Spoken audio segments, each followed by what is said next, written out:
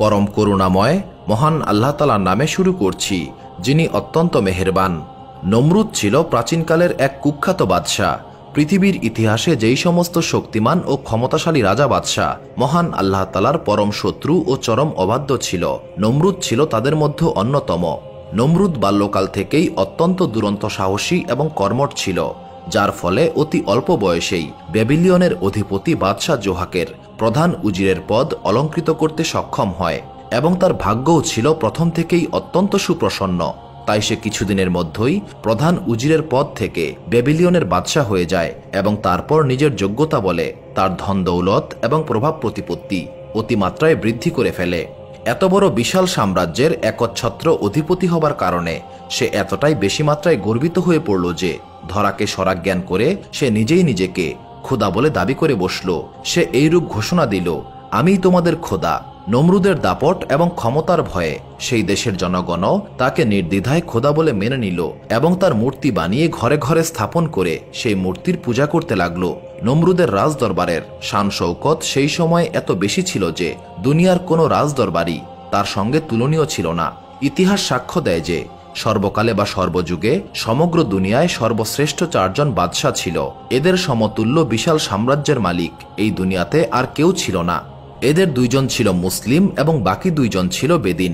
বেদিন দুইজন ছিল নমরুদ এবং ফেরাউন এবং মুসলিম দুইজন ছিল হজরত সুলাইমান আলাইহিসসালাম এবং বক্তে নসর। নমরুদের রাজদরবারে তৎকালীন দুনিয়ার সেরা জ্ঞানীগুণী এবং বিজ্ঞজনের আনাগোনা ছিল। তাছাড়া দেশের শ্রেষ্ঠ সুধীবৃন্দ তার রাজদরবারের স্থায়ী সদস্য ছিল। তারা রাজদরবারে সোনা রূপা নির্মিত মূল্যবান আসনসমূহে উপবেশন করত। নমরুদের রাজদরবারে সবসময় বহু সংখ্যক বিভিন্ন পেশাজীবী শাস্ত্র বিশারদ, চিকিৎসক, ভূতত্ত্ববিদ, গণক, জ্যোতিষী এবং অন্যান্য শাস্ত্রবিদগণ হাজির থাকত। একদিন নমরুদ তার রাজদরবারে সিংহাসনে বসে আছেন। এমন সময় রাজকীয় প্রধান জ্যোতিষী এসে নমরুদকে কুর্নিশ করল। নমরুদ গম্ভীরভাবে জিজ্ঞাসা করল, কি সংবাদ জ্যোতিষী? বাদশার এমন প্রশ্নের জবাবে জ্যোতিষী যেমন প্রতিদিন হাসি মুখে উত্তর দেয়, কিন্তু আজ তার চেহারায় এক ব্যতিক্রমী দৃশ্য ফুটে উঠল। অত্যন্ত চিন্তিত এবং বিমর্ষ বদনে সে অস্পষ্ট স্বরে জবাব দিল, জাহাপনা, সংবাদ খুব একটা শুভ নয়। নমরুদ বলল, বিষয়টা কি, খুলে বলো। তখন জ্যোতিষী বলল, কিছুদিন হয় আকাশে একটি নতুন তারকার উদয় হয়েছে। এই তারকাকে লক্ষ্য করে আমি বিশেষভাবে গণনা করে জানতে পেরেছি আজ থেকে 3 দিনের মধ্যে আপনার রাজ্যে একটি শিশু তার মাতৃগর্ভে অবস্থান করবে। ভবিষ্যতে এই শিশুই আপনার সঙ্গে চরম শত্রুতা করবে এবং সে হবে আপনার ধ্বংসের কারণ। জ্যোতিষীর মুখে এমন দুঃসংবাদ শুনে নমরুদ একাধারে ভীতি ও আক্রোশ মিশ্রিত কণ্ঠে গর্জে উঠল এবং সে রাজকর্মচারীদেরকে লক্ষ্য করে বলল, তোমরা জ্যোতিষীর কথা অবশ্যই শুনেছ। এই মুহূর্তে এই সংক্রান্ত ব্যবস্থা গ্রহণ করা অনিবার্য হয়ে দেখা দিয়েছে। রাজ্যের সর্বত্র প্রচার করে দাও, আজ থেকে 3 দিন পর্যন্ত কোনো স্বামী স্ত্রী একত্রে বসবাস করতে পারবে না এবং তারা কোনোভাবেই সহবাস করতে পারবে না। কেউ যদি আমার এই আদেশ অমান্য করে তাহলে তাদের একমাত্র শাস্তি হবে মৃত্যুদণ্ড। নমরুদ কেবলমাত্র এই ঘোষণা দিয়েই ক্ষান্ত হল না, সে তার লক্ষ লক্ষ সৈন্য সামন্ত এই কাজে নিযুক্ত করল যে তারা প্রতি প্রজার বাড়িতে প্রকাশ্যে ও গোপনে নজর রাখবে, যাতে কোনো গৃহে কোনো দম্পতি একত্রে বসবাস করতে না পারে। নমরুদের এই কঠোর আদেশ সম্পূর্ণরূপে পালিত হতে লাগল। তাছাড়া তার রাজ্যে এমন কারো সাহস ছিল না যে তার আদেশ অমান্য করে। মহান আল্লাহ তাআলার কুদরত এবং ইচ্ছার বিরুদ্ধে কারো কিছুই করার নেই। সে যে অবস্থার মধ্য দিয়েই হোক না কেন, মহান আল্লাহ তাআলা তার ইচ্ছাকে সফলকাম করবেনই। নমরুদের ফরমান সারা দেশেই যথাযথভাবেই পালিত হচ্ছিল। সমগ্র দেশের কোনো দম্পতি এই 3 দিনে একত্রে থাকতে পারেনি, অথচ মহান আল্লাহ তাআলা যা ইচ্ছা করেন তা অনায়াসেই ঘটে গেল। বাদশাহ নমরুদের এক দেহরক্ষীর নাম ছিল আজর। সে প্রত্যেক রাত্রে নমরুদের শয়ন কক্ষে প্রহরীর কর্মে নিযুক্ত থাকত এবং তার স্ত্রী বাড়িতে একাকী রাত কাটাত। যেদিন নমরুদ এই কঠোর ফরমান জারি করল, সেদিন ঘটনাচক্রে আজরের স্ত্রীর মনে সহবাসের ইচ্ছা জাগ্রত হল।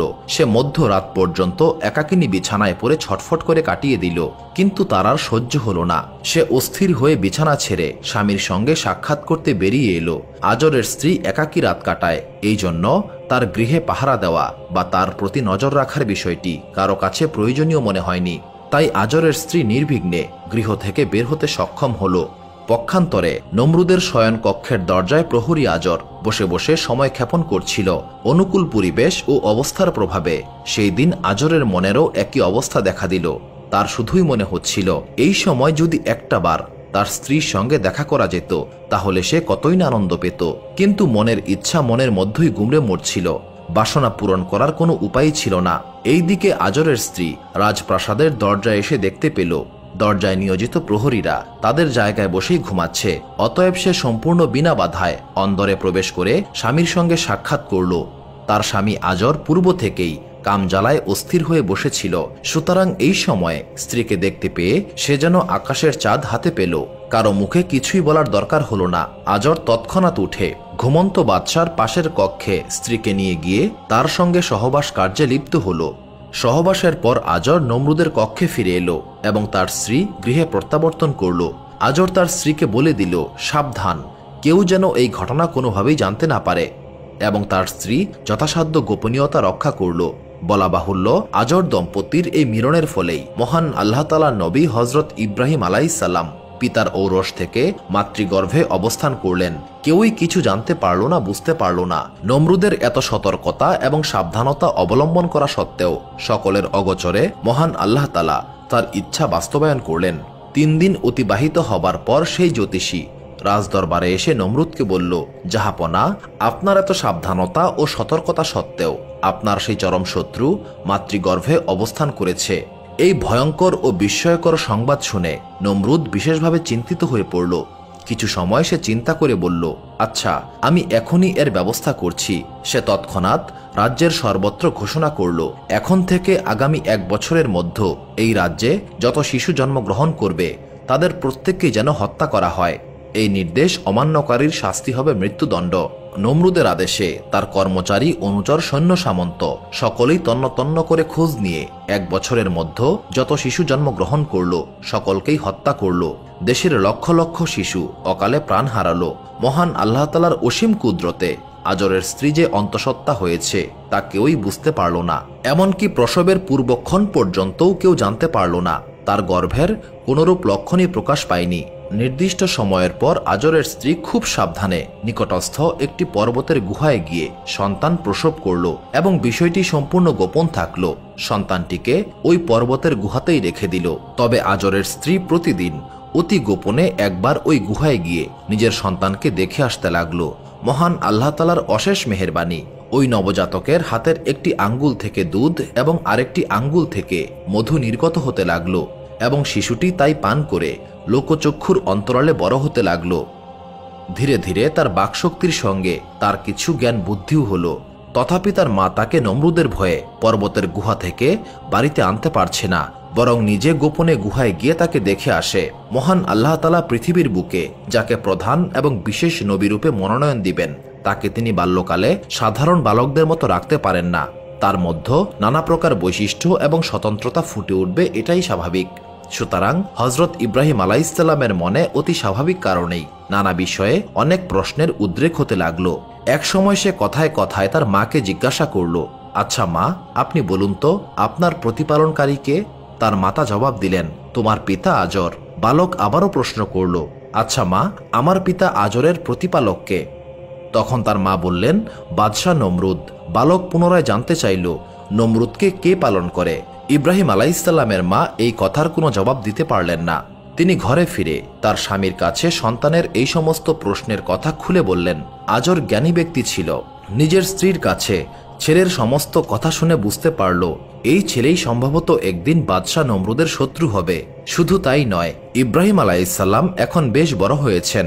সুতরাং মায়ের আদেশে সে দিনের বেলায় পর্বতের গুহায় থাকলেও রাতের বেলা বাইরে এসে প্রাকৃতিক দৃশ্য দেখেন। প্রাকৃতিক দৃশ্যের অপরূপ সৌন্দর্য দেখে তিনি মুগ্ধ হয়ে যান। তার মনে শুধুই প্রশ্ন জাগ্রত হয়, এই আসমান, জমিন, পাহাড়, পর্বত, বন, জঙ্গল, সূর্য, চাঁদ কোথা থেকে এলো? এগুলো কে সৃষ্টি করেছেন? এগুলোকে কেই বা লালন পালন করেন? একদিন রাতে হজরত ইব্রাহিম আলাইহিসসালাম আকাশের দিকে তাকিয়ে একটি উজ্জ্বল নক্ষত্র দেখতে পান এবং তিনি মনে মনে বললেন, এই বস্তুটিকে সবচেয়ে বেশি আলোকিত দেখা যাচ্ছে, সম্ভবত এটাই আমার প্রভু। কিন্তু কিছু সময় পর ওই তারকাটি যখন অস্তমিত হলো তখন তিনি আবারও বললেন, এটা কখনোই আমার প্রতিপালক হতে পারে না। যার কোনো স্থায়িত্ব নেই, কখনো আত্মপ্রকাশ করে আবার কখনো আত্মগোপন করে, সে কোনো ক্রমেই প্রতিপালক হতে পারে না, সে কারো দ্বারা প্রতিপালিত হচ্ছে। অতঃপর তিনি যখন উজ্জ্বলময় চাঁদকে দেখলেন, তিনি ভাবলেন এটিই হয়তো আমাদের প্রতিপালক হবে, যেহেতু তাকেই সবচেয়ে বড় দেখা যাচ্ছে। যখন রাত গিয়ে ভোর হলো, তখন চাঁদ অস্তমিত হয়ে আরো অধিক উজ্জ্বল সূর্যকে দেখে তিনি মনে মনে বললেন, এটিই সবচেয়ে বড় এবং উজ্জ্বল, সুতরাং এটিই হবে আমাদের সমগ্র জগতের প্রতিপালক। কিন্তু তারপর দিনের শেষে সূর্য অস্তমিত হলো এবং তিনি মনে মনে ভাবলেন, যে উদয় হয় এবং অস্ত যায় সে কখনোই প্রতিপালক হতে পারে না। অবশ্যই এর কোনো প্রতিপালক রয়েছে যার নির্দেশে এটি অস্ত যায় এবং উদয় হয়। অতঃপর তিনি নিজের স্বাভাবিক জ্ঞানের আলোকেই বলে উঠলেন, নিশ্চয় আমি তার কাছে নিজেকে সমর্পণ করলাম যিনি আসমান ও জমিন সৃষ্টি করেছেন, এবং আমি মুশরিকদের অন্তর্ভুক্ত নই। এর কিছুদিন পর তার মা তাকে পর্বতের গুহা থেকে গৃহে নিয়ে এলেন। বাহিরের কোনো ব্যক্তি জানল না এবং বুঝল না এই বালক বাদশাহ নমরুদের শত্রু হবে। নমরুদের রাজ্যে তখন ব্যাপকভাবে মূর্তি পূজার প্রচলন ছিল। দেশের সাধারণ জনগণ প্রায় সকলেই দেবদেবীর মূর্তির পূজা করত। হজরত ইব্রাহিম আলাইহিসসালামের পিতা মাতাও মূর্তি পূজা করত। তদুপরি তার পিতা আজর ছিল দেশের অন্যতম সেরা মূর্তি নির্মাণকারী। আজর মূর্তি বানিয়ে পুত্র ইব্রাহিমকে দিয়ে তা বাজারে বিক্রি করতে প্রেরণ করত। ইব্রাহিম আলাইহিসসালাম পিতার নির্দেশ পালন করতেন, কিন্তু বাজারে গিয়ে বলতেন, তোমাদের ইচ্ছা হলে আমার কাছ থেকে এগুলো কিনতেই পারো, তবে এটা সত্য, এগুলোর পূজা করলে তোমাদের কোনো লাভই হবে না। তার মুখে এই সমস্ত কথা শ্রবণ করে মূর্তি পূজারীর দল তার পিতার কাছে অভিযোগ করল, হে আজর, তোমাদের ছেলে আমাদের দেবদেবীর বিষয়ে খুবই খারাপ কথা বলে। এতে আজর হজরত ইব্রাহিম আলাইহিসসালামের প্রতি ক্রুদ্ধ হল এবং বিরক্ত হয়ে একদিন তাকে জিজ্ঞাসা করল, হে ইব্রাহিম, তুমি আমাদের ধর্ম নিয়ে এমন খারাপ কথা আর বলবে না, এই সমস্ত কথা আমাদের সকলের জন্যই ক্ষতির কারণ হবে। তখন ইব্রাহিম আলাইহিসসালাম তার পিতাকে লক্ষ্য করে বললেন, আপনি এমন বস্তুর পূজা কেন করছেন যে চোখে দেখে না, কানেও শোনে না? এরা ভালো মন্দ করার কি শক্তি রাখে? এরা তো নিজেদের দেহ থেকে একটি মশা তাড়াতেও অক্ষম। ইব্রাহিম আলাইহিসসালামের কথা শুনে পিতা ধমক দিয়ে বললেন, ইব্রাহিম, তুমি আমাদের দেবদেবীদেরকে অপমান করছো। যদি তুমি এমনটা করতেই থাকো তাহলে আমি তোমাকে পাথর ছুঁড়ে হত্যা করব। ক্রমে ক্রমে দেবদেবী সম্পর্কে ইব্রাহিম আলাইহিসসালামের ধারণা এবং উক্তিসমূহ তার পিতামাতা ছাড়াও বাহিরের অনেক লোক জানতে পারে। তারা তার উপর অসন্তুষ্ট হয়ে তাকে শায়েস্তা করার জন্য বাদশাহ নমরুদকে এই সমস্ত ঘটনা বলে দিল। বিষয়টি জানতে পেরে নমরুদ ইব্রাহিম আলাইহিসসালামকে দরবারে হাজির করল। ইব্রাহিম আলাইহিসসালাম যখন দরবারে প্রবেশ করলেন তখন নমরুদ দরবারে উপস্থিত ছিল, কিন্তু ইব্রাহিম আলাইহিসসালাম তাকে সেজদা না করে উন্নত মস্তকে নমরুদের সামনে দাঁড়ালো। নমরুদ অত্যন্ত ক্রোধান্বিতভাবে জিজ্ঞাসা করল, তুমি আমাকে সেজদা করলে না কেন? ইব্রাহিম আলাইহিসসালাম জবাব দিলেন, আমি একমাত্র আমার প্রভু ছাড়া অন্য কাউকে সেজদা করি না। নমরুদ জানতে চাইলেন, তোমার প্রভুকে? ইব্রাহিম আলাইহিসসালাম বললেন, যিনি জীবিত ও মৃত করতে পারেন তিনি আমার প্রভু। নমরুদ বলল, কাউকে মারতে এবং জীবিত রাখতে আমিও পারি। এই কথা বলে পাপিষ্ঠ নমরুদ দুইজন বন্দীকে দরবারে হাজির করে একজনকে মুক্ত করে দিল এবং অন্যজনকে হত্যা করে ফেলল। অতঃপর বলল, দেখলে তো আমি বাঁচাতে এবং মারতে সক্ষম, এর পরেও কি আমাকে তুমি প্রভু মানবে না? ইব্রাহিম আলাইহিসসালাম বললেন, আমার প্রভু সূর্যকে পূর্ব দিক থেকে উদয় করেন এবং পশ্চিম দিক থেকে অস্তমিত করেন। যদি তুমি সত্যি খোদা হয়ে থাকো তাহলে সূর্যকে পশ্চিম দিক থেকে উদয় করে দেখাও। নমরুদ এর কোনো জবাব দিতে পারল না, সে চুপ করে থাকলো। অতঃপর ইব্রাহিম আলাইহিসসালাম চুপচাপ রাজদরবার থেকে বের হয়ে আসলেন। ওই দিন ইব্রাহিম আলাইহিসসালাম এবং নমরুদের মধ্যে যেই সমস্ত কথা হয়েছিল তাতে অনেকেই দিব্যজ্ঞান লাভ করল এবং তওবা করে মহান আল্লাহ তাআলার প্রতি ঈমান আনল। সুপ্রিয় দর্শক মণ্ডলী, প্রতিদিন নতুন নতুন ভিডিও পেতে আমাদের চ্যানেলটি অবশ্যই সাবস্ক্রাইব করুন এবং পাশে থাকা বেল আইকনটি প্রেস করতে অবশ্যই ভুলবেন না, এবং সেই সাথে আপনার যে কোনো মতামত আমাদের জানাতে আমাদের ভিডিওতে অবশ্যই কমেন্ট করুন।